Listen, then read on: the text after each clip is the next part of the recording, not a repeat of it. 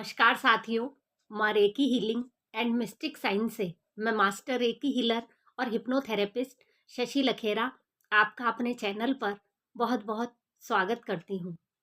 साथियों, आज हम बात करेंगे कि किस तरह से रेकी आपके शरीर से संबंध बनाती है। साथियों, आजकल जो हमारा खान पान है और जो हमारी जीवन शैली है, उसके चलते आज किसी भी प्रकार की बीमारियां होना एक आम बात हो गई है। बहुत ही मुश्किल से कुछ ही लोग हमें मिल पाते हैं जो कि पूरी तरह से स्वस्थ होते हैं, जो कि मानसिक रूप से भी पूरी तरह से स्वस्थ होते हैं। साथियों, रेकी से ऐसी बीमारियां ठीक होती हैं जिनकी आप कल्पना भी नहीं कर सकते। ये मेरा खुद का अनुभव है कि रेकी से मैंने अपने जीवन में वो चमत्कार देखते हुए पाया है कि रेकी वास्तव में सबसे अच्छी हीलिंग पद्धति है। साथियों, रेकी आपके शरीर में जब प्रवेश करती है तो आपके शरीर को पूरी तरह से धो देती है, फिल्टर कर देती है। आपके शरीर में जितनी भी नकारात्मक ऊर्जा है, चाहे वो किसी भी रूप में हो, उसे शरीर से बाहर करती है। और जैसे ही आपका शरीर शुद्ध होता है, फिल्टर होता है, तो आपके शरीर में आपको खुद को ये बदलाव देखने को मिलते हैं। साथियों, रेकी का आपके शरीर के साथ क्या संबंध है, इससे पहले हम ये जानेंगे कि आप अपने शरीर को स्वस्थ रखने के लिए क्या क्या कर सकते हैं। तो आप साथियों कुछ भी ना कर पाए, पर आपको कम से कम दो चीजों का ध्यान जरूर रखना चाहिए। पहला, एक तो आपको रोजाना ध्यान करना चाहिए, मेडिटेशन करना चाहिए, जिससे आपका मस्तिष्क स्वस्थ हो। और दूसरा साथियों, आपकी डाइट। आप ध्यान के लिए कोई सी भी ध्यान की पद्धति काम में ले सकते हैं। आप सहज ध्यान कर सकते हैं। आपको यदि किसी भी प्रकार का ध्यान नहीं आता तो आप अपने आंखें बंद करके सांसों पर ध्यान रखकर आप ध्यान लगा सकते हैं। यदि आपको इसमें भी कोई समस्या है तो आप आजकल YouTube पर कई ऐसे वीडियो मिलेंगे जिनमें गाइडेड मेडिटेशन होते हैं, निर्देशित ध्यान होते हैं। तो आप अपने हिसाब से उन वीडियो का चयन कीजिए और निर्देशित ध्यान कर सकते हैं। तो ये तो साथियों आपका मानसिक उपचार होता है।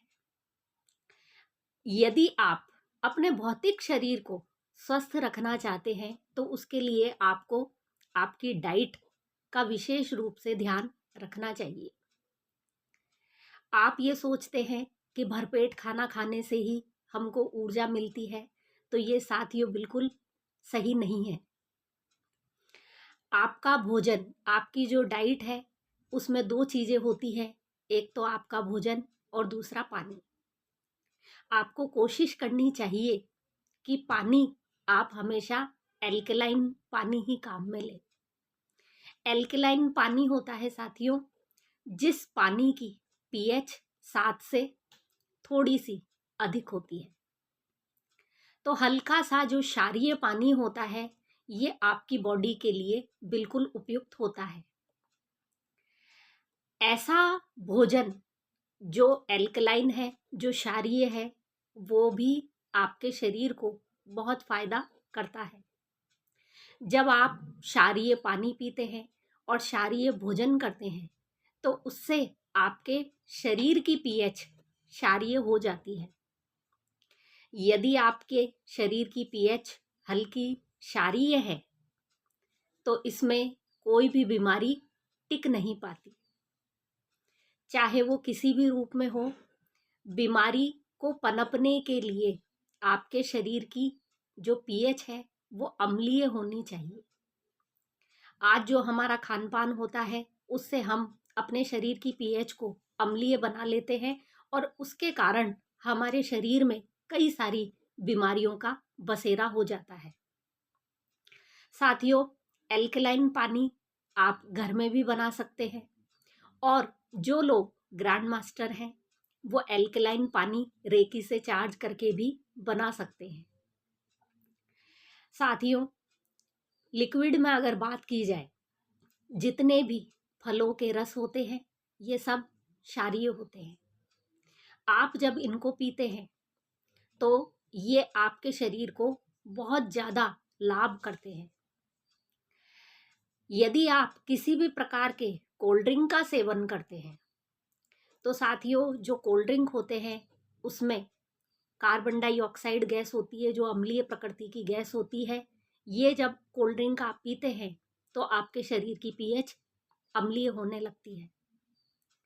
तो आप जब कोल्ड ड्रिंक पीते हैं तो कोल्ड ड्रिंक आपको चाय, कॉफ़ी इनसे भी बहुत ज़्यादा मात्रा में नुकसान पहुंचाती है।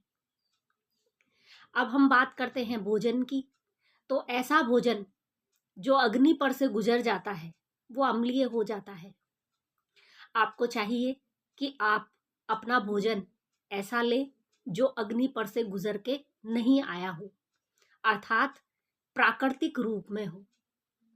प्राकृतिक रूप में आप फलों का सेवन कर सकते हैं, आप सब्जियों का सेवन कर सकते हैं, आप अंकुरित अनाज का सेवन कर सकते हैं। सभी चीज़ें जो किसी भी प्रकार से, चाहे प्रत्यक्ष अथवा परोक्ष रूप से, अग्नि पर से गुजर के नहीं आई हैं, ये आपके शरीर को बहुत लाभ देती हैं। साथियों, इसके साथ ही आपको कम से कम महीने में 2 बार उपवास करना चाहिए। उस उपवास का जो समय है वो कम से कम आपको 24 घंटे का रखना चाहिए। इन 24 घंटों में आपको किसी भी प्रकार का अनाज का सेवन नहीं करना चाहिए। यदि आप ये उपवास रखते हैं तो आपको ये याद रहे कि इस उपवास के दौरान आपको केवल फल, सब्जियां आदि ही लेने हैं। यदि आप किसी भी प्रकार से पका हुआ भोजन 24 घंटे के लिए त्याग देते हैं तो आपके शरीर में एक प्रक्रिया होती है जिसे ऑटोफैगी नाम से जाना जाता है। ऑटोफैगी से आपके शरीर में जितने भी नकारात्मक पदार्थ बने हैं वो सब समाप्त होने लगते हैं। साथियों, मेरा वीडियो बनाने का विषय साइंस का नहीं है, इसलिए मैंने आपको शॉर्ट फॉर्म में बताया है। कहने का तात्पर्य है कि आप भोजन करते हैं तो उसमें भी कुछ नियम का पालन कीजिए। आप भूख लगे तभी आपको खाना खाना चाहिए। आप जब कभी भी खाना खाते हैं तो खाने को हमेशा सकारात्मक ऊर्जा दें। सकारात्मक ऊर्जा देने का अर्थ होता है हमेशा अपने भोजन की तारीफ करें, चाहे वो किसी भी रूप में हो। आप भोजन बनाने वाले की तारीफ करें, चाहे उसने कैसा भी भोजन बनाया हो। तो जब इस प्रकार से आप सकारात्मक रूप से अपने भोजन और पानी के साथ जुड़ते हैं तो निश्चित ही ये पानी और भोजन आपके शरीर में जाकर सकारात्मक बदलाव लाता है। तो साथियों, भोजन हमारा किस प्रकार से किया जाए जिससे कि हमारे शरीर में किसी भी प्रकार की कोई बीमारी ना रहे, उसके लिए मैं आपको अपने कमेंट में एक लिंक सेंड कर रही हूँ। उसके हिसाब से आप अपना डाइट चार्ट बना सकते हैं। इस डाइट चार्ट से मैंने अनगिनत लोगों को असाध्य रोगों से ठीक होते देखा है, जिनमें कैंसर, डायबिटीज़, लीवर फेलियर ऐसी कई बीमारियां हैं, किडनी फेलियर, ऐसी और भी असाध्य बीमारियां जिनका इलाज नहीं हो पाता आसानी से, उन सभी को मैंने इस डाइट से सही होते देखा है। तो साथियों, आप इस डाइट को फॉलो कीजिए और अपने भोजन में और अपने पानी में सुधार कीजिए। अब साथियों, जब आपका शरीर पूरी तरह से सकारात्मक हो जाता है तो जब आप रेकी कॉल करते हैं तो आप सोच भी नहीं सकते इतनी अथाह मात्रा में रेकी ऊर्जा आप पर प्रवाहित होती है। क्योंकि जब शरीर में नकारात्मक ऊर्जाएं होती है तो रेकी का फ्लो कम होता है, और जब आपका शरीर सकारात्मक हो जाता है तो रेकी का फ्लो इसमें बहुत ज़्यादा मात्रा में बढ़ जाता है। और ऐसे लोग यदि किसी भी दूसरे व्यक्ति को या जंतु को या पेड़ पौधों को, किसी को भी अगर रेकी देते हैं तो उनके हाथों से चमत्कार ही होते हैं। तो साथियों, रेकी और आपके शरीर में एक सकारात्मक संबंध है। आपका शरीर जितना स्वस्थ है, रेकी का प्रवाह आपके शरीर में उतना ही ज़्यादा होता है। और यदि आप बीमार हैं तो रेकी आपके शरीर में धीरे धीरे आ पाती है। रेकी हीलर्स जब किसी बीमारी का इलाज करते हैं, किसी दूसरे व्यक्ति को रेकी देते हैं, तो उनका खुद का शरीर सात्विक होना बहुत जरूरी होता है।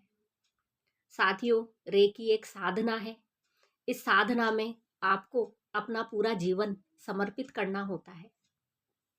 यदि आप किसी भी तरह से किसी रोग से पीड़ित हैं या फिर किसी अन्य बीमारी से पीड़ित हैं, चाहे वो शारीरिक हो, चाहे मानसिक हो, चाहे आध्यात्मिक हो, रेकी में इन सभी के उपचार होते हैं।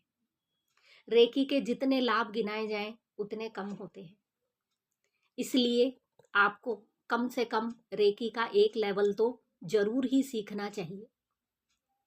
साथियों, रेकी सीखने के विषय में यदि आपको कोई भी जानकारी चाहिए या रेकी से संबंधित कोई भी आपको वीडियो चाहिए तो आप कमेंट सेक्शन में मुझे कमेंट कीजिए, मैं उस पर वीडियो बनाऊंगी। और आप अपनी किसी भी समस्या को मुझे कमेंट सेक्शन में लिखकर भेजिए, मैं उसका उत्तर देने का प्रयास करूंगी। धन्यवाद।